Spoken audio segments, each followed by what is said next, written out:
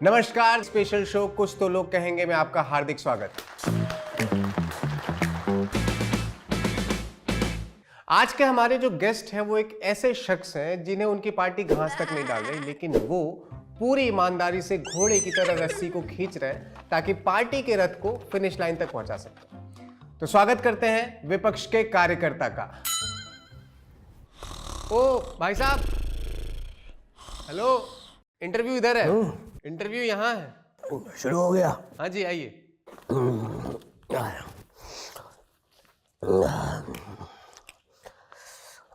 माफ करना, वो रैली में दौड़ते दौड़ते थक गया था, इसलिए मैं सो गया था भाई। तो एक बार हम फिर से करते हैं। तो स्वागत करते हैं विपक्ष के कार्यकर्ता का। कैसे हैं आप? कैसा हूं मैं? बस भाई तुम ये समझ लो कि ऊंट के मुंह में हूं। मतलब? जी रहा हूं। नहीं, मतलब ये वाली बात नहीं। आप मुझे ये बताइए कि आप यहाँ आए कैसे? देखो, पहली बात ये है कि हम खुद से कहीं नहीं जाते, और दूसरी बात, जब तक हमारे आला कमान हमें ऑर्डर नहीं देते तब तक हम कभी नहीं जाते। एक बार ऑर्डर आ जाए, बिना अता पता पूछे हम चले जाते हैं। तो बिना अता पता के आप चलते कैसे? अबे, जब पूरा विपक्ष बिना अता पता के चल रहा है तो उसका कार्यकर्ता चल देगा तो तुम्हें बड़ी दिक्कत हो जाती है। यार, एक तो आप ढंग से बात कीजिए, आपकी जबान बहुत खराब है। मेरी जबान खराब है? अच्छा, हमको सिखा रिया है। वाह भाई, तुम तो ऐसे बोल रहे हो जैसे तुम्हारी जबान से हर घंटे 2 किलो चाशनी टपक रही है और लोग बाल्टी में भर भर के लेकर जा रहे हैं। और रही बात जबान खराब होने की, तो भाई जब हमारे नेताओं की जबान खराब है तो हम कौन से खेत के कोयले हैं? खेत में कोयला?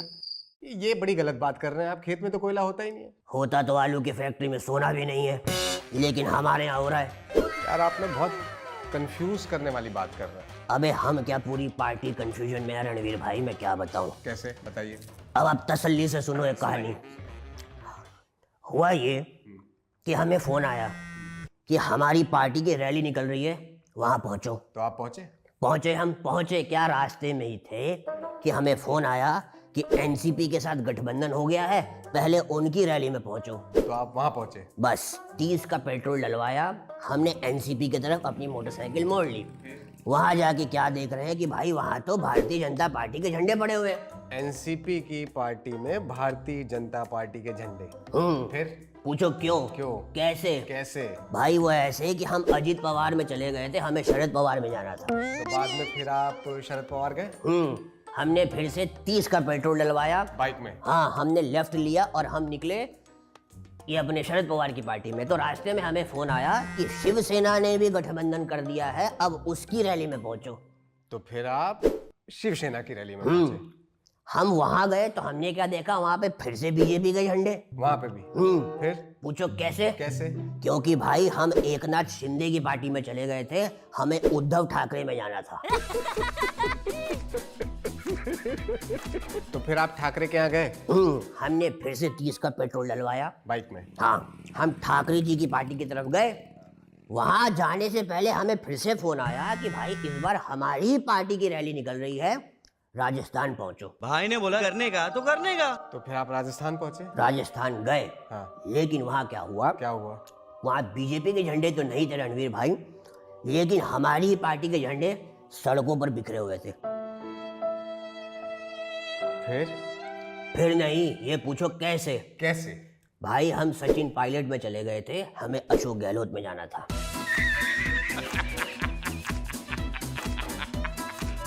आगे मैं बताता हूँ क्या हुआ। फिर क्या था, मैंने आला कमान को फोन किया। मैंने कहा पहली बात तो ये है कि मेरी बाइक इतना एवरेज देती नहीं है जितना तुम भगा रहे हो, और दूसरी बात 10 मिनट के अंदर कंफर्म करके बताओ कि किस पार्टी में जाना है, वरना जो चुनाव चिन्ह तुम्हारे झंडे पे है ना, वो तुम्हारे गाल पे छाप दूंगा। गाल पे बोला है, तुमने क्या सुना? समझ रहे हो ना? गाल पे। हालांकि जो तुमने सोचा ना वो भी ठीक ही है। बताओ रणवीर भाई। हाँ। हमारी पार्टी भारत जोड़ो में रह गई और उधर बागी जोड़ो पार्टी ने सारे बागियों को जोड़कर सरकार बना ली। बागी जोड़ो पार्टी मतलब? बीजेपी। अच्छा, तो मुझे ये पैर ऊपर रख लूं? हाँ बिल्कुल, आप ऊपर रखिए। तो मुझे ऐसा लग रहा है कि आप अपने आला कमान से बहुत नाराज चल रहे हैं। देखो भाई, इस बात में आधी सच्चाई है आधी नहीं है। कैसे? सच्चाई इस बात की है कि नाराजगी तो है, लेकिन आधी सच्चाई इसलिए नहीं है कि हम किस पे नाराज हो यही हमें नहीं पता, क्योंकि ना हमारी पार्टी का कोई आला है और कमान किसके हाथ में है ये तो किसी का बाप भी नहीं बता पा रहा। पर देखिए ये सारी तो पॉलिटिकल स्ट्रेटजीज हैं, ऐसे ही तो आपने अपनी कर्नाटका की सरकार बनाई। कर्नाटका का नाम मत लेना। क्यों भाई? ना ना ना, कर्नाटका का नाम मत लेना, उसके पीछे भी एक लंबी कहानी है। सुनाइए। सुनाऊं? हाँ, सुनाइए। जल्दबाजी तो नहीं है? नहीं नहीं, आप आराम हुआ से हो? सुनाइए। हाँ, आप सुनाइए, सुनाइए। तो हुआ यूं हाँ। कि भाई हमें फोन आया कि कर्नाटका में चुनाव आ रहे हैं, तो स्ट्रेटेजी के तहत तुम्हें काम करो, बजरंग दल वालों से लड़ जाओ। हम लड़ गए। जो बजरंग दल का आदमी दिखा हमने उसे भला बुरा बोला। उसके बाद क्या हुआ, ये तो चुनाव जीत के चले गए और कमाल की बात देखो कि मध्य प्रदेश में जाके बजरंग सेना के साथ हाथ मिला लिया। फिर क्या, इनकी तो चांदी चांदी, फंसा कौन? हम लोग। हुआ क्या?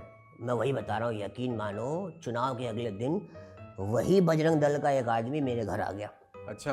हाँ, फिर क्या हुआ? मेरे गर्दन की नल्ली पकड़ी, उठा के बोला, अब बोल उस दिन तू क्या बोल रहा था। अरे तो आपको सीधे माफी मांग लेनी चाहिए थी। अबे सोचा तो मैंने भी यही था, लेकिन मांग नहीं पाया क्योंकि मेरी ठुड्डी तोड़ दी थी उन लोगों ने।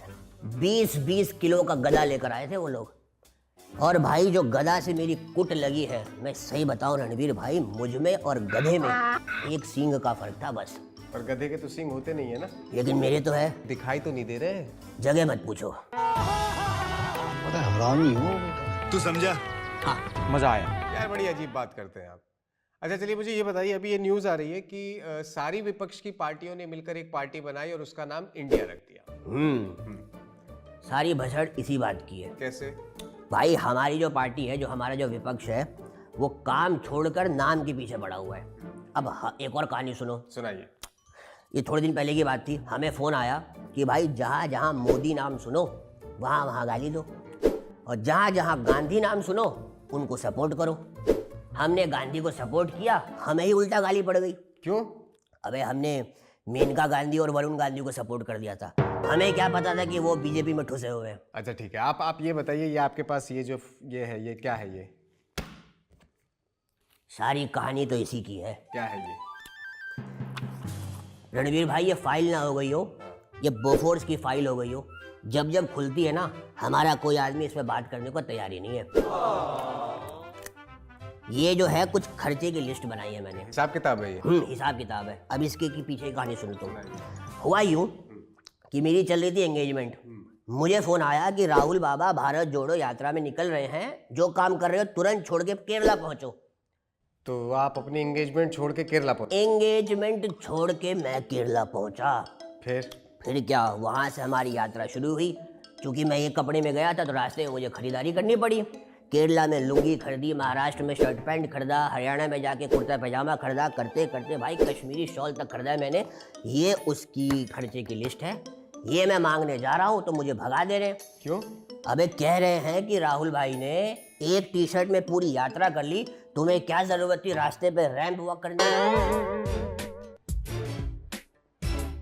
भाई बात तो उनकी सही है, लेकिन आपको पैसे मिले कि नहीं मिले? अबे कहाँ से मिले भाई, नहीं मिल रहे हैं। बताओ, सामने वाली पार्टी 15 लाख देने को तैयार नहीं है, हमारी पार्टी 1.5 लाख देने को तैयार नहीं है। अच्छा मुझे ये बताइए कि अभी जो आपकी पार्टी थी कि उन्होंने कर्नाटका में कहा था कि भाई हम फ्री सर्विसेज देंगे, नौकरी देंगे, बस में महिलाओं को फ्री टिकट देंगे, आप उदास हो गए? आपको कुछ मिला कि नहीं मिला? अब मैं क्या बताऊं हमें क्या मिला। क्या मिला? नौकरी तो दी लेकिन सैलरी नहीं दी। नल तो दिया लेकिन पानी नहीं दे रहे। गैस का वादा किया था, उसके पीछे सुनो, सैलरी दी नहीं तो खाना आया नहीं, खाना खाया नहीं तो पेट में गैस बन गई। तो कह रहे हैं कि इसी का वादा किया था, ये ही इसी से काम चलाओ। तो इससे फिर आपने क्या सीखा? बस हमने यही सीखा कि भाई उस दौरान हमें सिर्फ फ्री में ज्ञान मिला था, और वो ज्ञान ये था कि कोई भी पॉलिटिकल पार्टी फ्री का वादा करती है तो उसे वोट मत दो। तो कहने का मतलब है कि फ्री की सरकार हमेशा महंगी पड़ती है, इसलिए वोट हमेशा सही आदमी को दिमाग लगाकर और सही नेता को चुनकर दे। तो आज का शो हम यही खत्म करते हैं और उम्मीद करते हैं कि अगली बार जब हमारी इनसे मुलाकात होगी तो इनके चेहरे पे मुस्कान हो। अगली बार क्यों, अभी हो सकती है। कैसे? भाई सुनो, ये जो है ना पैसे, यार तुम ही दे दो, यार 15,000 दे दो। नहीं नहीं, तुम अब शर्मिंदा कर रहे हो शो पे कैमरे के सामने। मेरे पास 15,000 नहीं है भाई। अच्छा ठीक है, 10,000 दे दो। 10,000 भी नहीं है। 5,000।